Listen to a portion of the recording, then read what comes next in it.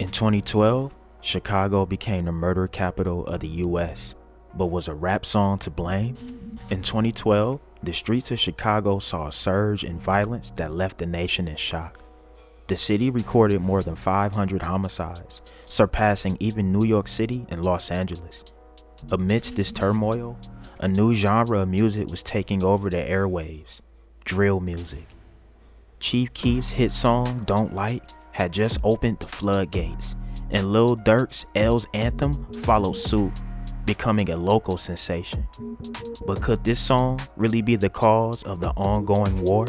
Well, 2012, and you touched on this already, that was like the year that Chicago changed. Yeah. Chief Keef dropped I Don't Like, and then, drill music essentially became, a worldwide biggest phenomenon genre, at that point. Drill music, characterized by its gritty lyrics and aggressive beats, mirrored the harsh realities of life on the streets.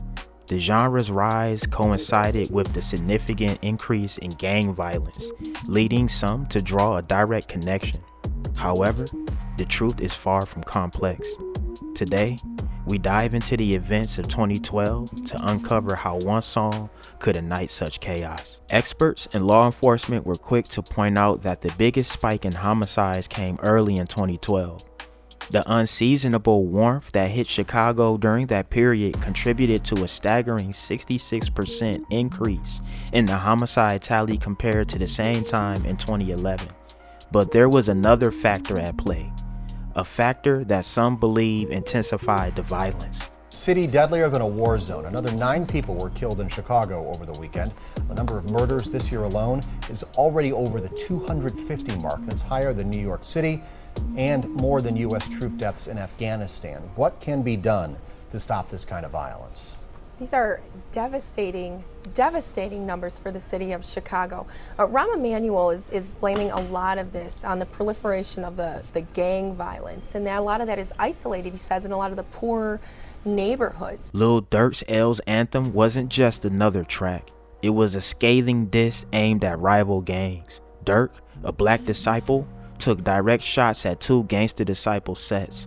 The song blew up locally, appearing on several Chicago radio stations and escalating existing tensions to a dangerous new level. The response was swift and deadly.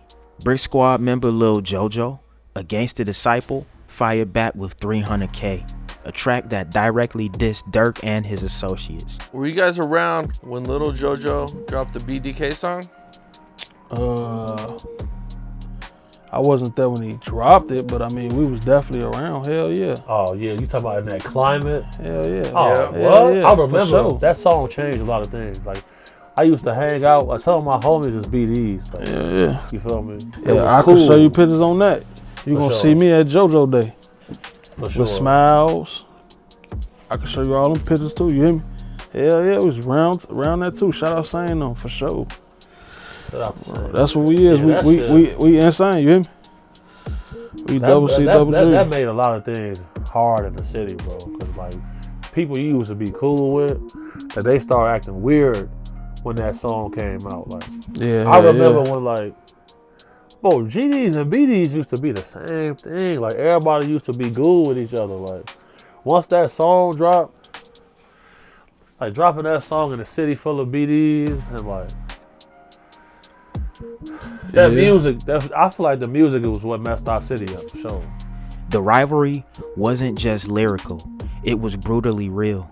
JoJo's retaliation led to his tragic murder, a turning point that sent shockwaves through the city and beyond. The same year, and like you said, Lil JoJo drops BDK. And has that ever really been said on record like that before? Never, ever. He did it. You gotta, and then it looked crazy because these niggas is outside with guns bigger than them, jumping around. You know what I'm saying? These niggas claimed it.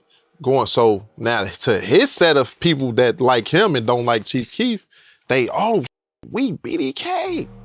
We with them, we doing this. That turned it up. Nobody's never did that. Like, you know what I'm saying? Like me personally, I don't know what happened to JoJo or whatever, but you see how fast he died.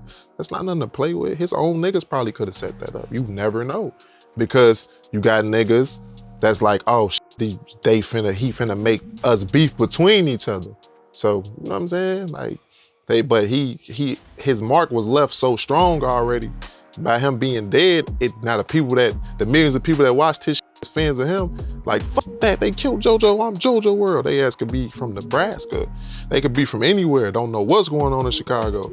But they was gonna ride with that nigga because they liked his music. As violence escalated, Chicago's South Side became a battleground. Gang territories were marked by bloodshed and the body count rose. The media began to focus on the deadly consequences of the beef, and drill music became synonymous with the city's escalating murder rate. All right, we're gonna shoot over to 55th and Halsted. We rode along with Police Commander Leo Schmitz of the 7th District, a gang-infested swath of the city's South Side. And we started just as children were leaving school for the day. When you have them coming out of school and there's any kind of gang conflicts, you got the mix of, it's like fire and gasoline. The gangs are fighting a war over turf, drugs, and money. What used to be a fist fight now turns into let's go to guns. Shooting deaths are up 20% in the city this year, though in the 7th District, Schmitz and his team have managed to cut homicides by 30%. He credits better intelligence from informants, increased patrols, and a citywide crime tracking database. Knowledge is power. They use the knowledge, so if there's a shooting right here, we know that the retaliation will be a black down. The police gave us a bulletproof vest for the trip, and within minutes it became crystal clear why. All right, hold on. Something's up. A block away, this man was a target. He just shot at me right there. All right, man with a gun, man with a gun. That's the fleeing suspect. Stay in the car. Okay. The commander and his men ran down the suspected shooter. He's in the backyard. 21-year-old Julian Gales. Police think the shooting was probably gang-related. It looks like a Beretta 9mm. If you can see the hammers already, that means he just shot it. What did I do, sir? Chicago's police say they've seized more guns this year than New York and Los Angeles combined. But the violence here is still so bad that heavily armed police now have to attend gang funerals to prevent revenge killings. Is this a solvable problem, or do you just try to maintain a certain level of calm? I don't want to maintain, I want to win.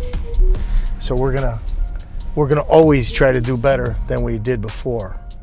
Despite the grim reality, drill music continued to gain popularity. Songs that depicted the brutal truth of street life resonated with many, both within and outside Chicago. This duality, music as an expression of reality and a potential catalyst for violence, posed a troubling question. Was drill music merely reflecting the violence, or was it fueling it? At the Cook County Trauma Unit in Chicago's Stroger Hospital, one ambulance after another delivers victims of the gang violence that just won't stop. So we're going to be doing a whole bunch to you right now, okay? This unit treats about 1,500 gunshots and stabbings a year. Stop the knee, him, you. In the first 6 months of this year, Chicago had 22% more murders than New York, a city with 5.5 million more people. We have to assume the worst case mechanism, right? In the midst of the mayhem is Dr. Fred Starr, who was in charge of the unit this weekend. I've seen more people probably this year who have been kind of caught in the crossfire or caught a stray bullet. And that certainly is alarming. How do you react? Certainly get angry to some extent, but also, when I see the children, I have 2 children of my own, and it certainly makes it very personal for me. The victims include 7-year-old Heaven Sutton, shot to death selling candy outside her home, and 10-year-old Katana Peterson, shot as she played in the spray from a fire hydrant. She was treated at this unit last week. They just happened to be in the wrong place at the wrong time. By the end of 2012, Chicago's homicide rate had reached alarming heights. The city had become a symbol of urban violence, and the role of drill music in this narrative was hotly debated. Some argue that the music provided a voice for the voiceless, shedding light on the harsh realities of life in gang-infested neighborhoods. Others believe that it glorified violence and incited further bloodshed. Law enforcement faced immense challenges as they tried to curb the violence. Community leaders called for peace, while artists within the drill scene grappled with their influence and responsibility. The deaths of several notable drill rappers, including Lil JoJo, underscored the deadly stakes of the feud. As we look back at 2012, it's clear that the roots of Chicago's violence runs deep. Socioeconomic factors, long-standing gang rivalries, and a surge of unseasonably warm weather all played a role. Yet, the impact of Lil Durk's L's Anthem and the ensuing musical responses cannot be ignored.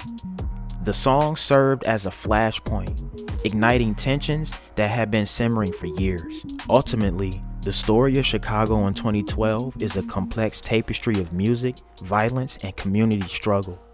It raises critical questions about the power of art to influence reality and the responsibilities that come with that power.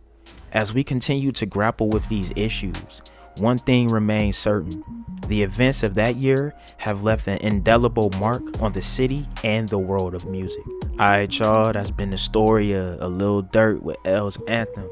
Get in the comment section, man. Let me know what y'all think. Drillers and trappers, we out here trapping and drilling 247. Don't go nowhere. Watch that next video. Gang!